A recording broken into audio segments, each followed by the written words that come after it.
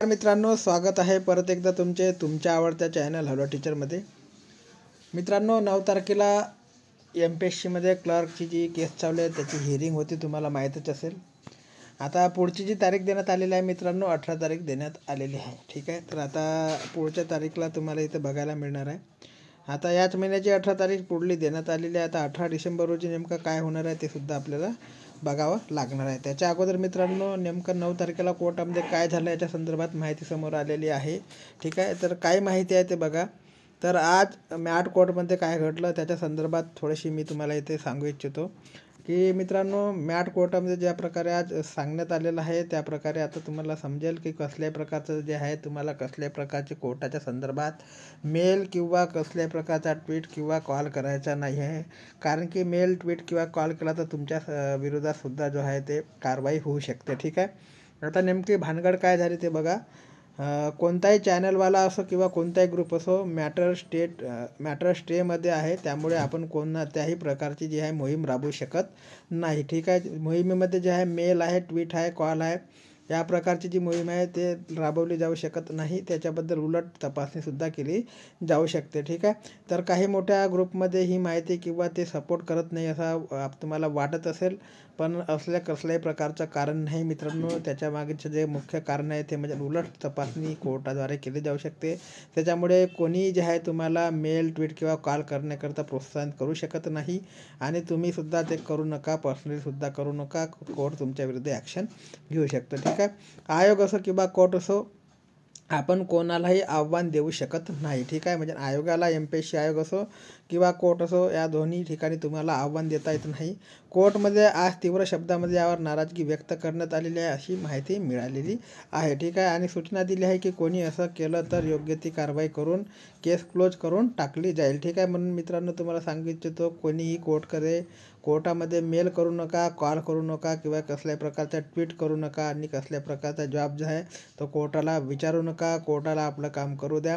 जर तुम्ही अशी प्रक्रिया केली तर कोर्टावर दबाव आणण्याचे जे केस आहे ते तुमच्यावर लागू शकते। ठीक आहे, आणि परत कोर्टाने सांगितलं तर तुम्ही जर परत असे काही ॲक्शन घेतली तर जे केस आहे ते क्लोज केली जाईल। त्यामुळे भावांना तुमचं नुकसान होऊ शकते। ठीक आहे, सर्वांच्या भावना समजून शकतो, पण जे सुनवाईमध्ये होते आज त्यांना ज्याबद्दल कल्पना आली असेलच अशा करतं की कोणीही असो असली गोष्ट करणार नाही। ठीक आहे, म्हणजे आता जे या कोर्ट केसच्या सुनवाईमध्ये उपस्थित होते त्यांना माहीतच असेल की कोर्टामध्ये नेमकं काय झालं आणि कशा प्रकारे तीव्र शब्दामध्ये जी आहे ती नाराजगी व्यक्त करण्यात आलेली आहे। त्यामुळे कसल्याही प्रकारची अशी हरकत किंवा अशी प्रतिक्रिया तुम्ही नंतर देऊ नका। ठीक आहे, जज रागावले होते खूप असं सांगण्यात आलेलं आहे आणि हे जे प्रेशर आहे ते प्रेशर टाकण्याचं काम फार वाईट आहे असं कोर्टने सांगितलेले आहे। ठीक आहे, तर जर असं परत केलं तर केस अनिश्चित काळासाठी तहकूब करण्यात येईल असे सुद्धा कोर्टामध्ये सांगण्यात आलेले आहे अशी माहिती मिळालेली आहे। तर 9 तारखेला फार मोठ्या प्रमाणात जे आहे मित्रांनो माहिती जी मिळाली आहे त्यामध्ये कोर्टावर प्रेशर आणण्याचं काम जे आहे ते वेगवेगळ्या माध्यमातून केलं जातं आहे असं कळत आहे। ठीक आहे, तर लिपिक टंकलेखन केस सुनवाई पुढील तारीख जी आहे ते 18 डिसेंबर रोजी मिळालेली आहे। ठीक आहे, आता 18 डिसेंबरला जे आहे ते TCSला जो आहे तो डाटा सोबत आणण्याचा जो आहे कोर्टाने ऑर्डर दिलेला आहे आणि 18 तारखेला TCSला जे आहे TCS कंपनीला डाटा सोबत न्यायचा आहे। ठीक आहे, तर लिपिक टंकलेखन केस सुनवाई पुढील तारीख जी 18 आहे ते 18 डिसेंबरला TCSला डाटा मागण्यात आलेला आहे। कोर्टला मेल करणारे आणि तसे आव्हान करणारे त्यांना ताकीद दिली आहे, कोणत्याही प्रकारे कोणालाही कोर्टला प्रेशरमध्ये आणण्याचा प्रयत्न करू नका। कोणालाही मित्रांनो याच्यामध्ये कोर्ट जरी दिला असेल तरी तुम्ही MPSC आयोगाला सुद्धा मेल करू नका। ठीक आहे, त्यावर कारवाई होईल। ठीक आहे, जर तुम्ही समजा एवढी ताकीद देऊन सुद्धा मेल केला, फोन केला किंवा ट्विट केला तर तुमच्यावर कारवाई होऊ शकतो आणि तुमचे जे भविष्य आहे ते धोक्यात येऊ शकते। म्हणून त्यामुळे मित्रांनो कसल्या प्रकारचा मेल कोर्टाला किंवा आयोगाला करू नका। त्यामुळे